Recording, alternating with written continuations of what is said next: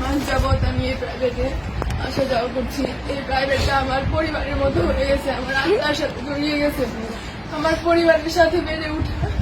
আর এই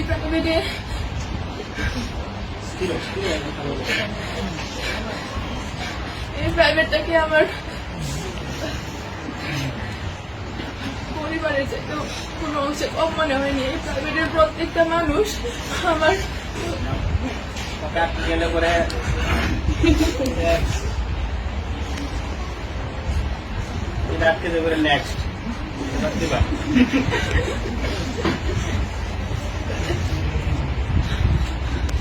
আর আমাকে সমাজকর্মের সঙ্গে শিখাইছে যে কিভাবে নিজের লুকিয়ে থাকা প্রতিভাকে জাগিয়ে তুলতে হয়, কিভাবে স্বপ্নকে বড় করতে তুলতে হয়, নিজের প্রতিভাকে জাগিয়ে তোলার প্রেরণা জাগাইছে স্যার।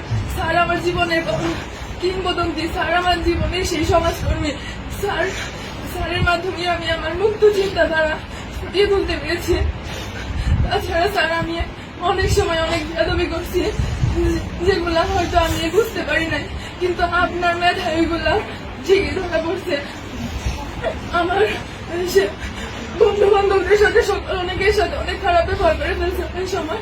সবাই তোমরা আমার দৃষ্টিতে দেখবা। তাছাড়া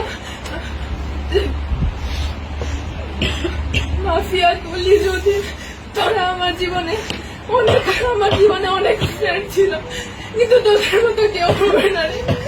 প্রতিটা মুহূর্তে আমি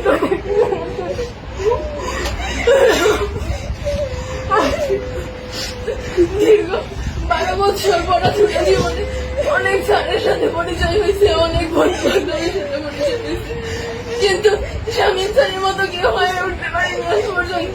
আর তোদের মতো ফ্রেন্ড আজ পর্যন্ত হয়ে উঠতে পারেনি। আমি ক্লাসের মধ্যে অনেক কথা কাউন্টার দিতাম যাতে অনেকে বিরক্ত হতাম। সবাই আমাকে ক্ষমা করে দিও। আমার স্যার, আমি সবসময় আপনার থেকে সকল ধরনের সাপোর্ট পাই আসছি স্যার। কোনো সময় আপনাকে শুধু স্যারের চোখে না, আপনাকে আমার বড় ভাইয়ের চোখে, একজন আদর্শ গাইডলাইনের চোখে দেখে আসছি স্যার। ভবিষ্যতে আমি চাই আপনার কাছে আদর্শ একজন শিক্ষার্থী হয়ে ফুটে উঠতে চাই। আমি